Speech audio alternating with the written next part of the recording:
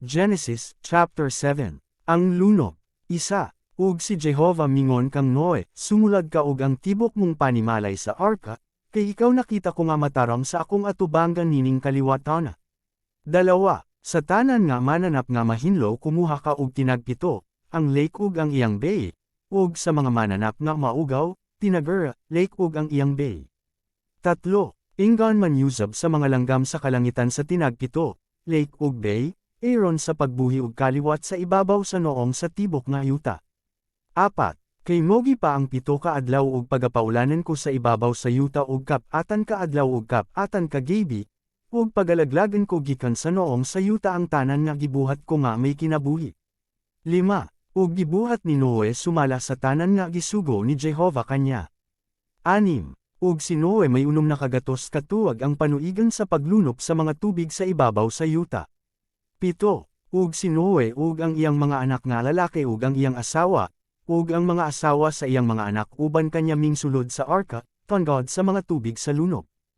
8. Sa mga mananap nga mahinlo, ug sa mga mananap nga dili mahinlo, ug sa mga langgam, ug sa tanan nga nagakamang sa yuta.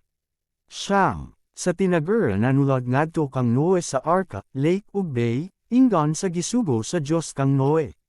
10. Ug nahitabo nga sa tapos ang 7 ka adlaw ang mga tubig sa lunop mangsalanap sa ibabaw sa yuta. 11.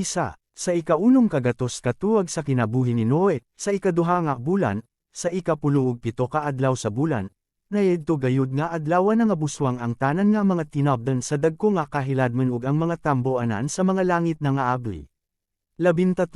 Nayadtong adlaw gayud misulod si Noe, si Sem, si Cham, ug si Yafet, mga anak nga lalaki ni Noe, ug ang asawa ni Noe, ug ang totoo ka mga asawa sa iyang mga anak, uban kanila sa arka. 12. Ug dayhay ulan sa ibabaw sa yuta sa kap-atan ka adlaw ug kap-atan ka gabi. 14. Sila, ug ang tanan nga mga mananap ingon sa ilang matang, nga tanan nga mga kahayupan ingon sa ilang matang, ug ang tanan nga mga mananap nga nagakamang sa ibabaw sa yuta ingon sa ilang matang, ug ang tanan nga mga langgam ingon sa ilang matang, ug tanan nga mga nagkalain-laing langgam. 15. Ug mingsulod sila ngadto kang Noe sa arka sa tinager ang tanan nga unod nga may gininhawa sa kinabuhi. 16.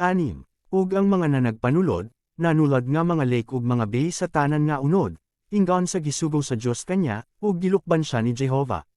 17. Ug miabot ang lunop ug kap-atan ka adlaw sa ibabaw sa yuta, ug mitubo ang mga tubig ug nagapalutaw sa arka, ug kinimiluto sa ibabaw sa yuta. 18. Ug milunop ang mga tubig ug mitubo pagdako gayud sa ibabaw sa yuta, ug nagtulan ang arka sa ibabaw sa noong sa mga tubig. 19. Ug milunop ang mga tubig sa hilabihan gayud sa ibabaw sa yuta, ug gisalanapan ang tanang mga bukid nga hatag-as nga diha sa aylalam sa tibok nga langit. 20. Napulo og 5 ka maniko ang paglabaw sa mga tubig, ug gilanopan ang mga bukid. 21.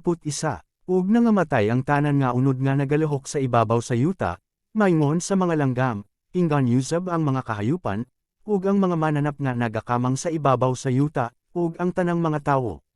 22. Ang tanan nga may gininhawa sa espiritu sa kinabuhi sa ilang mga ilong, ang tanan nga didto sa yuta nga mamala, nangamatay. 23.